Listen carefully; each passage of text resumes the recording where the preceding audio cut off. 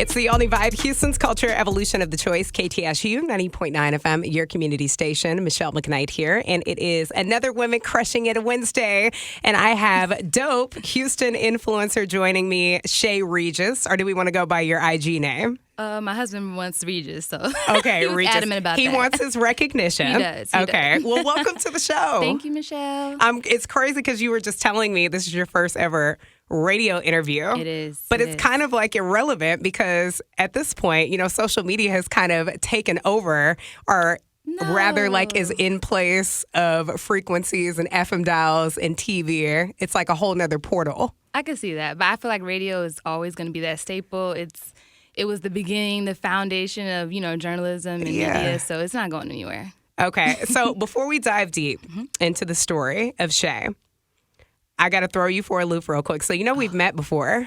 Yes, you did my wedding. Oh, I didn't know you did. Are you crazy? Girl, I didn't know if you did it or not. Yeah, so somebody nominated you to be a guest, and I was like, oh. I said, okay. I totally know her. The people need to know. First of all, y'all, Michele held us down. You understand what I'm saying? Sis came through in a blizzard, a snowstorm. Literally a blizzard. Houston was frozen over. The coldest night that was ever experienced in Houston. Everybody's weather, or not everybody's weather, but everybody's electricity was taken out. The roads were like a disaster. I don't know how you got there. By the grace of God, child, I did. It. Won't you do it? And we had a great time, and we turned up. We did. And I owe you for that. To this day, I mean, I can't believe we only had all of our vendors canceled. We had no wedding venue. We had no food. So all we had was Chinese food, Michele, and the liquor in our trunk. That's it. And we made it work. And that's a big part of the start of my platform. The wedding went viral. Yeah. Just off the strength of Black people turning it up with red cups, your music. So thank you. And 3 years later, you are still happily married. To Mr. Regis. And are. So that's proof right there. That's a testimony in itself, that's right all there. You need. You need your love, you know, because a wedding is just a day, right? Mm-hmm. So your union is forever. You need your tribe, and you need some drink and good music. So we had all the whole recipe for an amazing day. So it happened. That's good. And I'm glad. I didn't know if you remembered that or not. So I was like, yeah, we definitely have to start this out. I thought I was going to catch you off guard, but you on your P's and Q's. You do your research. No, I was just on the phone with Jeremiah. He was like, did you get to see her? I'm like, no, not yet. I was like, hope she remembers me. But of course, we can't forget, again, Blizzard, Houston. Yeah. So it's really interesting. I've seen you make some posts about how you actually came into fruition to become a full-time influencer, because it's not something that you just woke up one day and said, I'm going to just be out here posting this content and sharing every morsel of my life with people. So how did that come about? I started just authentically sharing. I've always been a sharer. Let's start there. I think people get it twisted and they think they can just blow up as an influencer. You have to just naturally like to share pieces of your life and also like to give advice. And it's not just about sharing, you know, product recommendations, but just trying to help people. That's always been me since the beginning of my life, right? Mm-hmm. And just naturally sharing while I was wedding planning. It was during the pandemic, you know, when COVID first hit. So we were all on lockdown, and my husband and I were like, man, we really need to save money. What's our strategy? So I'm sharing thrifting tips because that's how I was saving money. And I started Good Girls Thrift. So that was like my first platform where I was just helping other brides. Like that was my goal. Like I want to help other women save money for their weddings. I didn't know it was going to turn into like a tribe of good girls who wanted to thrift too. And other women who are already thrifting. So that like spiraled into a platform of over 100,000 women, like what feels like overnight. But of course, you know, it took at least a year. And it turned into something I could have never dreamed of. Mm-hmm. Just literally me sharing my bougie on a budget tips. That's what I would call it. Yeah. And then from there, I had my wedding. That took off, went viral. That's crazy. Yes. And I never knew that until you just said that just now. The wedding I think the wedding is what prompted my personal page to grow, because my personal page was pretty stagnant. I wasn't really posting as much over there.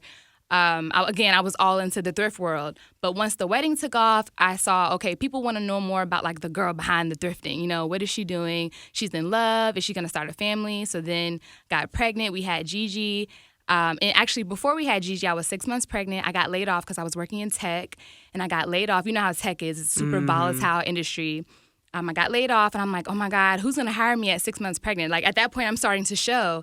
And my husband's like, man, forget these jobs. Bet on yourself. I got your back. You know, that's my best friend, homie, lover, all that. He was like, you can do this. So I just went full time. I had a couple of brand deals here and there, but I was really making the bulk of my income from reselling. Yeah. Like me, big belly, out pregnant in the thrift stores, buying stuff, reselling it. And then the more I got brand deals, the less I started to thrift, and my personal page took off, and child, here we are. Right? Yes. Well, and you said that this is a full circle moment for you. So even though you were working in tech, you said that you went to school for broadcast journalism, right? I did. I knew I was going to be on the radio. That was just like my big dream when I was in high school. I got to like shadow some local radio stations. I'm from Newport News, Virginia. Shout out to 757. So that was just like my big dream goal. And then I transitioned that from like, well, maybe I want to be on the news. So I want to be a news reporter. I did an internship, hated it. It was super negative. I'm like, why we got to report on all the fires and the killings and the death? I just want to report on happy things. That's not realistic. That's not what sells. So I realized this is not the place for me. Mm-hmm. And then I fell into education. I was working in higher ed. Then I worked as a school counselor, all up and through education, then tech ed. And I'm thankful for my journey and my experience, because I think even though I didn't end up on the news per se, I still use broadcasting and journalism every day. Mm-hmm. Editing, you know how it goes, media. I do that, but for my brand on social media now. So definitely a full circle moment. Okay. So just in case our listeners are not following you already, what is your @ So on Instagram, I'm ShayNicole.xo, because the regular Shay Nicole XO was taken. You know how that goes. I had to add a little dot in there, period. So ShayNicole.xo on Instagram, Shay Nicole XO on TikTok and YouTube. Okay. Yes. So I have to say this because I was going through your page to prepare for this interview.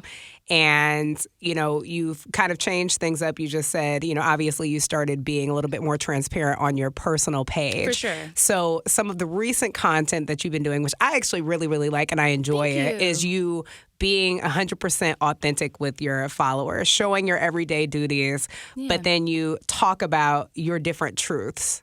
You know, which is obviously something, whether it's young moms or women who are seeking a husband and they're looking for love or whatever the case may be, just different tips and things that it is that helped you kind of navigate your way to where you are in life right now. So what is it that made you, I guess, want to pivot to that point where you were just being all the way authentic? Because I know sometimes, you know, as an influencer, there's certain things that are off topic, right, with people. Sure.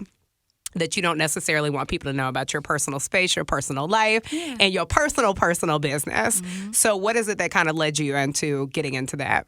I think, like I started this interview saying, I've always been that person in real life. So it was nothing for me to pivot my brand from, again, just thrifting and bougie on a budget to let me, you know, show you how to take care of yourself. Let me show you, you know, while you're pursuing your career, you can also, in motherhood, you can also have self-care. Like, it was easy for me because I do that in real life. I am the go-to friend. I'm always giving advice. I'm always keeping it real with the people that I love the most. So it was nothing for me to do it on social media because that's just who I am. Mm-hmm. I just love to help. I love to be of service. I believe in leadership by service. And most importantly, I think my platform is a vessel. Like, I'm God's vessel to help others, to inspire them and motivate them to tap into like getting back to themselves, being that girl, especially after birth, because a lot of my content is catered towards moms.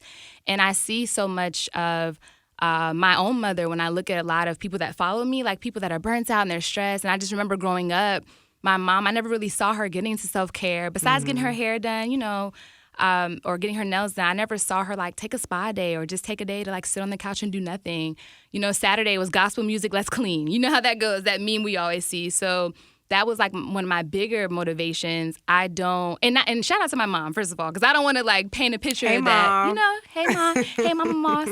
I don't want to paint a picture like she wasn't an awesome mom, because she was, but I just never saw that softer side of her. You know, we're all in our soft girl era, but like, what does that look like for each individual person? Yeah. So for me, again, it was easy to pivot because I'm always being authentic. And more importantly, I want my own daughter to grow up seeing what I did not see through my mom. You know what I'm saying? Yeah. Like, I'm doing it for Gigi now. Shout out to my baby girl. So as a content creator, is there anything for you that is off limits? Oh, yeah. Child, y'all know what I be doing. Most of the stuff y'all see, child, I done recorded it about 2 weeks ago. The locations you're seeing me at, maybe last month, I have mastered showing almost everything without showing nothing at all. People have no idea what I'm really doing. Most of the time, I'm not even makeup, my hair not done. I'm on the couch chilling, watching Netflix with my husband and my child. Like, I love the fact that I can like coast and be super private, but people, and not to say that I'm not authentic because I always am, but I've built a platform off authenticity and an engaged community, but I still have a very private, amazing life just with me and my husband and my child. Boundaries. You know what I'm saying? Definitely boundaries. And most of the time, y'all know what I be doing. Yeah. So the content creation and, just being around a lot of younger people here, and this is an entirely different generation in 2023 than it was 10 years ago. Very much. Hell, 20 years ago. I was having a conversation with someone the other day about the evolution of the internet in itself. Like, we remember logging on dial-up. Couldn't use the AOL. phone where you had to pick and choose. Like, do I want to talk on the phone? Do I want to use the computer? Which one? Pick a side, sis. All of that. And I think most early on, I remember, kind of like our social experiences were going in chat rooms. And oh my gosh. From there, when we were in college, like, because I remember, even with Facebook, you couldn't even have a username on Facebook unless you had a college email address. Yep. Then they opened it up to high school. Yeah, me too. No trolls. Miss those days. Bring that back. The people that were messaging you, like, that didn't have a noun, a verb, or an adjective in the sentence. It was just like a bunch of words. That part. Yeah, so it's interesting seeing things come full circle here where we are today. But with that, it always is kind of like, glass half full, glass half empty. Yes. Depending on how you look at it. With every situation, there's always a blessing to it, but there also is kind of like a negative turn in it. And it's lot of these younger kids, we'll just say Generation Z, because I call them out very often, where this is something that they literally aspire to. Nothing else. That's all they know. Instant gratification in some situations, and just a way, I guess, to just be able to create content, but also have a stream of income coming as well. So with you being on, I guess, the side of where social media has worked in your favor. Amen. Thankfully. Do you still acknowledge that there are kind of some negative sides to that? And if so, what are your thoughts on that? Absolutely. This is nothing but confirmation. I told you I was recording all day. I literally just recorded some content. Stay tuned on this, on the negative. I don't want to call it the negative side. I'll say the other side, less spoken of. There's a lot that people don't understand about full-time content creation.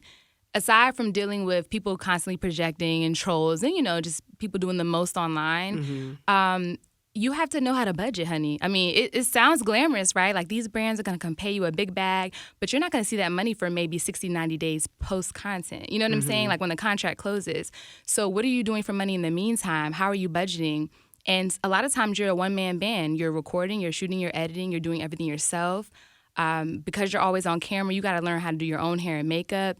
And I've seen a lot of content creators, they catch that wave, that 15 seconds of fame, they go viral, and it's good. The brand deals are coming in, but then they cannot sustain it. They go broke. Yeah. So I always tell people, hold on to your 9 to 5 as long as you can. I know it looks glamorous. I know you're seeing people on these brand trips and all this extravagance and shopping and all, but hold on to it, honey. Hold on to the life insurance, because you got to be responsible for that. Shout out to my husband and his good job in tech, honey, because I got insurance. I'm covered. But if I was a single woman right now, like a lot of you all who are listening, you're thinking, oh, I want to be a full-time influencer, honey.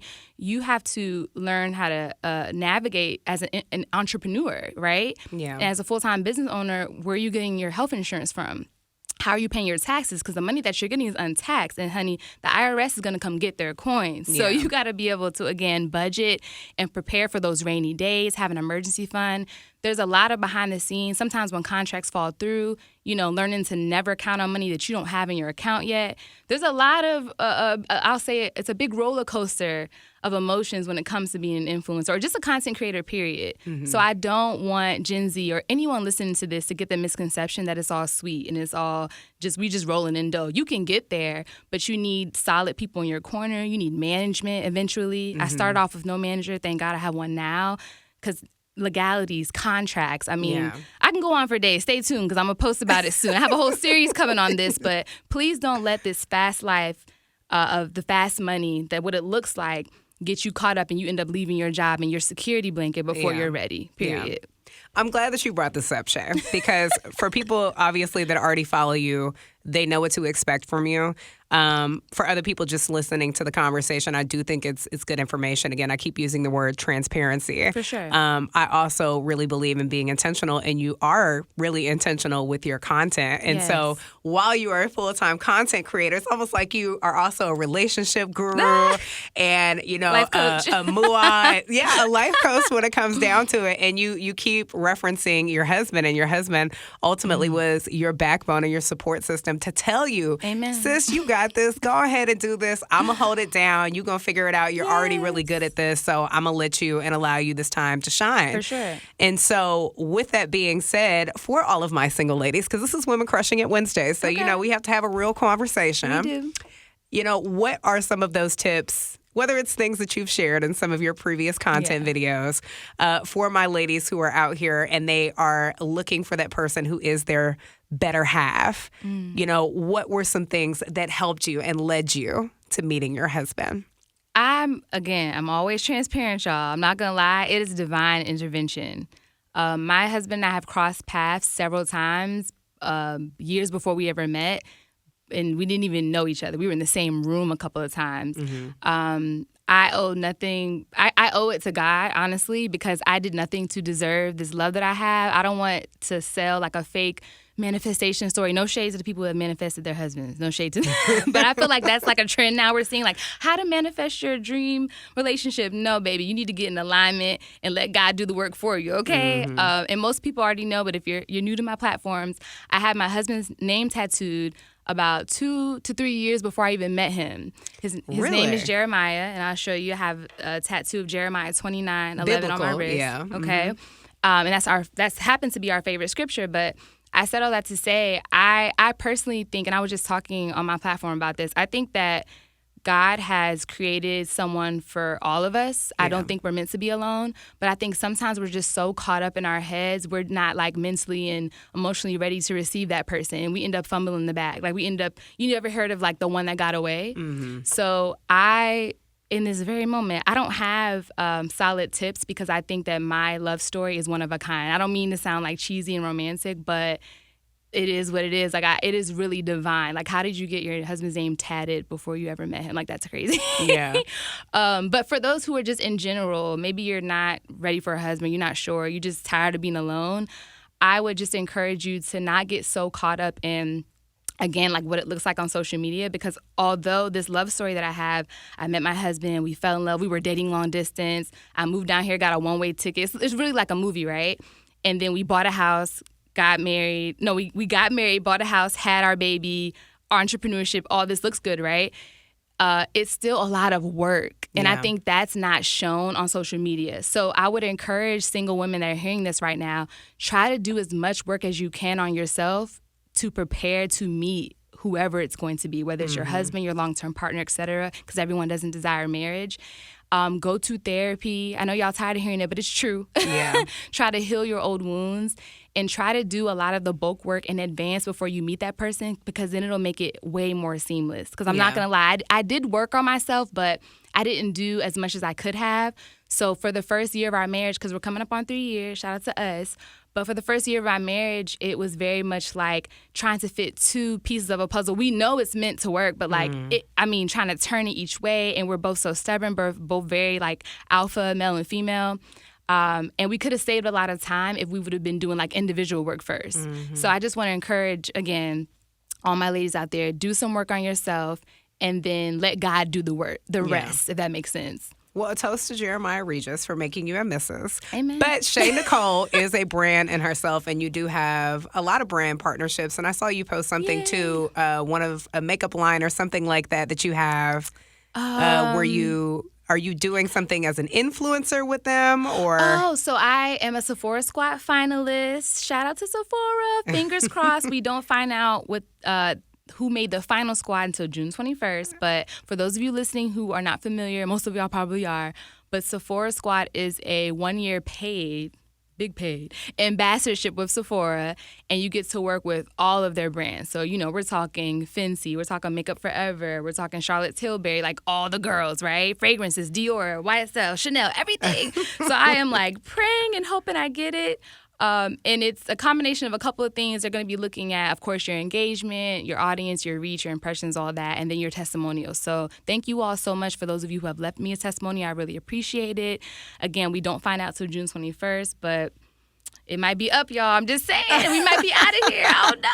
And that's something that people can still participate in now, or now it's just about tallying it up? It's a holistic application. Okay. So if you're listening, please click the link in my bio, any of my bios, and it'll literally say, give your Sephora Squad testimonial. And you literally click the link and tell Sephora why you follow me or like how my content has helped you. And they're going to read it. So All we'll right, see. so positive prayers and vibes going out into the universe that we score, and we're already calling it and claiming it for you here. We're claiming it. And the next year for Sephora. And so as far as other things that you have coming up next with the Shay Nicole brand, what does that entail? Ooh, girl, the NDAs we be signing. That's the one thing, again, they don't talk about that. As a content creator, I just signed 3 NDAs this morning. You can't really speak on it, but I will say stay tuned. There are 2, I was just talking to God this morning, I thanked him because there are 2 big brands on my dream brand list that I made that day I got laid off. I literally sat down, I was crying, and I was just writing out all the dream brands I hope to work with one day.